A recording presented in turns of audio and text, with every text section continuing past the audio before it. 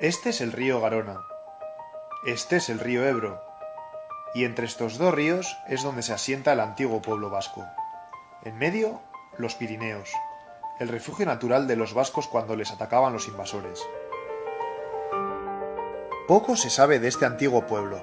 Parece que estaba compuesto por diferentes tribus, todas con similares costumbres y lengua, el euskera. Bueno, o eso nos narran los romanos, que fueron los primeros en llegar y contarlo. Veamos. El siglo II a.C. Los romanos llegan a la península desde aquí y la conquistan toda. También llegan a tierras vascas, y lo hacen con ganas de quedarse. De hecho, estuvieron nada más y nada menos que 600 años. Algo bueno trajo la conquista romana. Durante ese tiempo, los romanos construyen calzadas y puentes, enseñan a los vascos nuevas formas de agricultura, tratamiento de minerales y tácticas militares. Surgen además las primeras ciudades, entre ellas Pompeya. Sí, Pamplona. Llega el siglo V. El Imperio Romano está debilitado, empieza su decadencia, y en este momento tenemos a los pueblos del norte de Europa con ganas de extenderse. Primero, los famosos suevos, vándalos y alanos pasan por tierras vascas. Solo pasan, y se van a diferentes puntos de la península. Luego llegan los visigodos, que ocupan sin mucha agresividad toda esta zona y también zona vasca, y después se van a la península porque son empujados por los francos. Los francos llegan en el siglo VI, más agresivos y seguros de sí mismos, y estos sí, asaltan tierras vascas. Eso sí, los vascos no se lo pusieron tan fácil, porque recuerda que los romanos les han enseñado tácticas militares, y para entonces han dejado de ser un pueblo débil. ¿Has oído hablar de la batalla de Roncesvalles? Pues en esa batalla los vascos se comieron a los francos. ¿Qué sucede a continuación? Que en el 712 los pueblos islámicos, los musulmanes, entran en la península sin ninguna dificultad. En tiempo récord, 2 años, ocupan todo hasta llegar aquí. Desde ese momento los vascos se quedan atrapados entre francos y musulmanes.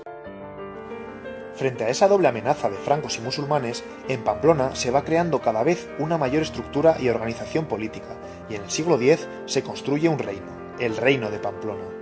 Los vascos tienen a su primer rey, Íñigo Arista. A lo largo de los años siguientes, ese reino de los vascos va extendiéndose y ganando más territorio.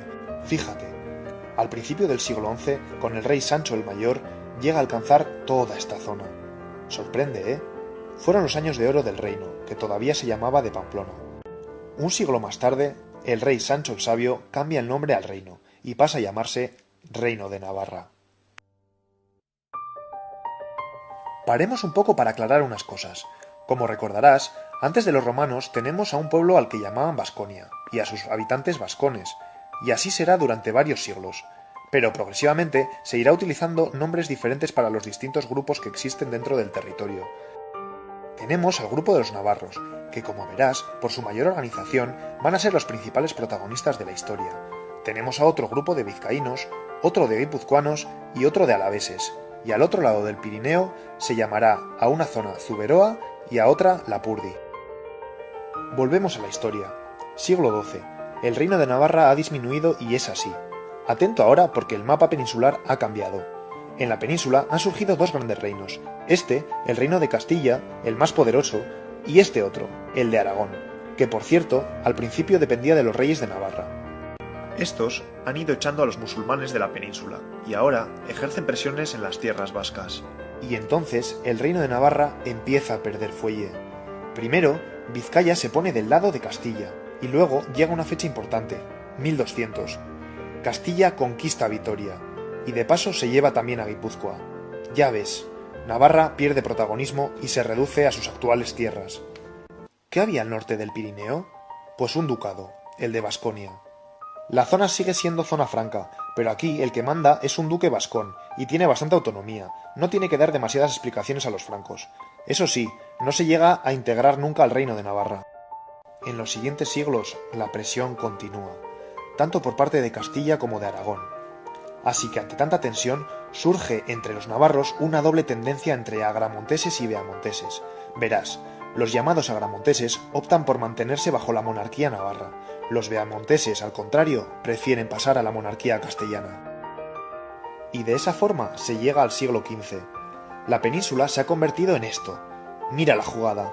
La reina Isabel de Castilla y el rey Fernando de Aragón se casan, no precisamente por amor, sino con el objetivo de juntar sus dos reinos bajo los mismos monarcas.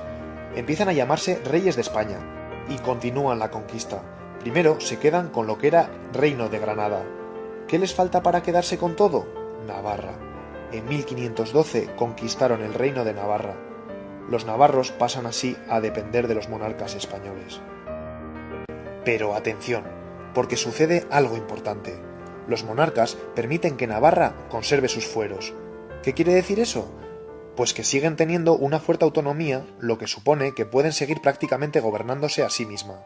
Y así seguirán los años siguientes. Eso sí, muchos vizcaínos, alaveses, guipuzcoanos y navarros se aprovechan de la situación, y como ahora están bajo la monarquía española, pueden participar de sus políticas, así que muchos de ellos se unen a las ganas de conquistar mundo y se embarcan a hacer las Américas.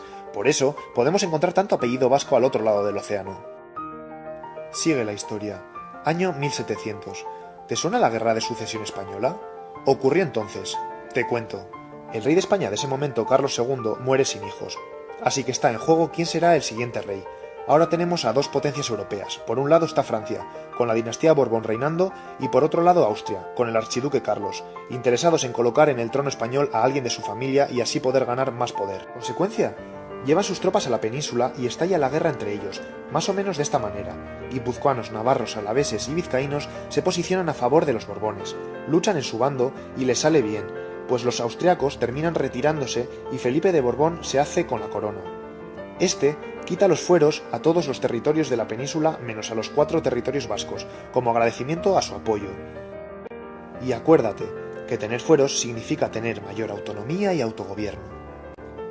A finales del siglo XVIII comienza una época terrible para el pueblo vasco. Veamos qué ocurrió. Por un lado, se produce la Revolución Francesa y se impone la igualdad social para todos en Francia. Todos los franceses son iguales. ¿Qué significa eso? Pues entre otras cosas, no se acepta que los vascos no se consideren a sí mismos franceses. Te lo he dicho, todos deben ser iguales. Desde París mandan a tierras vascas el ejército y arrastran a miles de sus habitantes hacia el norte. Muchos vascos mueren mientras los empujan en condiciones inhumanas. A partir de entonces, la zona vasca pierde toda su autonomía. Acuérdate del ducado. Y pasa a depender totalmente de París. En la zona sur, mientras tanto, siguen reinando los Borbones, pero ahora estos son muy centralistas. Es decir, todo se debe decidir desde aquí.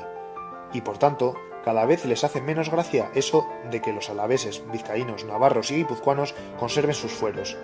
Y ya ves, otra vez estamos con los fueros. Así que ejercen fuertes presiones para eliminarlos. Esas presiones provocan las famosas guerras carlistas. Has oído hablar de ellas, ¿no? Paramos otra vez. Fernando VII muere y se disputa el trono entre su hija Isabel, una niña de 2 años, y su tío don Carlos. Este se muestra más dispuesto a mantener los fueros, así que los 4 territorios, como puedes imaginar, se ponen de su lado. Esto provoca 2 guerras civiles, las guerras carlistas. Bueno, fueron 3, pero la segunda no ocurre en tierras vascas. Enfrentados Borbones y carlistas. ¿Quiénes pierden? Los carlistas. ¿Qué pasa? Pues que como castigo, los 3 territorios de aquí pierden sus fueros definitivamente, y al reino de Navarra le quitan su nombre convirtiéndose en una provincia más, Navarra, sin reino por delante. Los 4 territorios vascos de la península quedan integrados en España, como 4 provincias dependientes de Madrid, el mapa actual. Como ves, ahora más que nunca el pueblo vasco pierde su capacidad de autogobierno. Esta zona dependerá de París y esta de Madrid. Los vascos han perdido sus guerras pero siguen con ganas de defender sus derechos y su identidad. En Navarra se crea todo un movimiento intelectual y popular a favor de la idiosincrasia vasca. Y en Vizcaya aparece Sabino Arana, que empieza a hablar de independencia, ya no solo de fueros. Funda el PNV, crea la Ikurriña y acuña el nombre de Euskadi. Este nombre se utilizará posteriormente para referirse únicamente a Guipúzcoa, Vizcaya y Álava. Este impulso nacionalista, sin embargo, no crece por 2 motivos. Por un lado, el mundo está en guerra, la Primera Guerra Mundial. Esta guerra quita protagonismo al movimiento nacionalista. Por otro lado, en España viene un periodo de 2 dictaduras, la de Primo de Rivera y la de Franco. Esta última, como sabes, fue durísima y supuso 40 años de un estado de terror, con fusilamientos de miles de personas y sin que nadie se atreviera a llevar la contraria al dictador. En esa época se persigue el nacionalismo y el euskera se prohíbe. Solo un grupo de estudiantes se moviliza contra Franco y así, en 1959, surge ETA. Al principio, ETA solo hace propaganda y movilizaciones. Busca la independencia del País Vasco. En la década de los 60, empieza su lucha armada y continúa atentando en la transición española, y también durante la democracia. Y así, se va evidenciando cada vez más el conflicto vasco. La sociedad vasca está cada vez más dividida, entre los más afines a ETA y quienes la rechazan. En 2011, ETA abandona las armas, y comienza un periodo de confrontación exclusivamente político entre diferentes partidos e ideologías. Hemos llegado a la actualidad.